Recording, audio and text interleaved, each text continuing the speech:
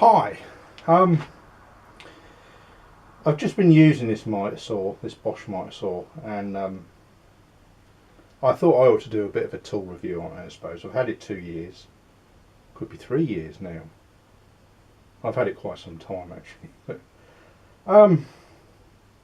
I've got to say I am not impressed. This back fence, that's one thing we'll start with. It gives the appearance, with these lines on here, let's bring it around a bit, of being machined. I don't think it is. I think that's just pure decoration. You put a straight edge on, I would say there's 2 mil at the back there. That's touching both sides. So anything you put in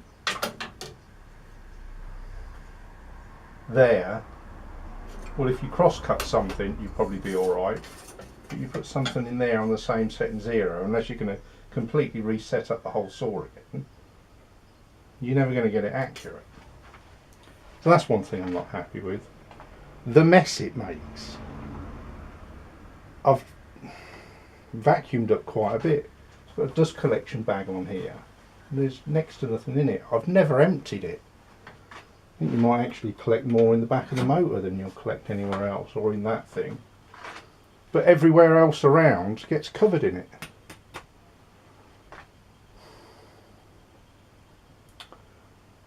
What else can I be unhappy about? Is there anything I'd be happy about?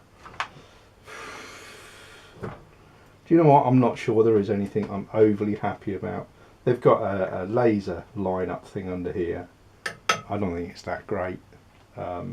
I tried setting it up to begin with, didn't really work. They've got a light, runs off a couple of AAA batteries. Was it 2 or 3 AAA batteries? But you forget the thing and it gets left on and runs out. I mean, it's completely pointless really.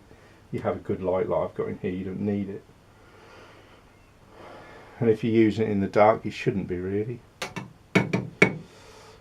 What else can we say about it? You know, I don't really know. The blade that's on it, it's quite a coarse blade. I'm going to have to put a different blade in because I'm not overly happy with that. But I think you would be better off spending your money on probably something like one of Lidl or Aldi brand saws, which is what Work Zone or Parkside. For what you get for your money, I think you'll be a lot happier than if you spent, what, a couple of £100 plus that I did on this thing. I thought being Bosch it was good. I mean, I've had other Bosch tools before. I've got some other Bosch tools around and some of them are really, really good, even at the DIY range as this is. But this particular saw, I'm afraid I'm going to have to say, not good.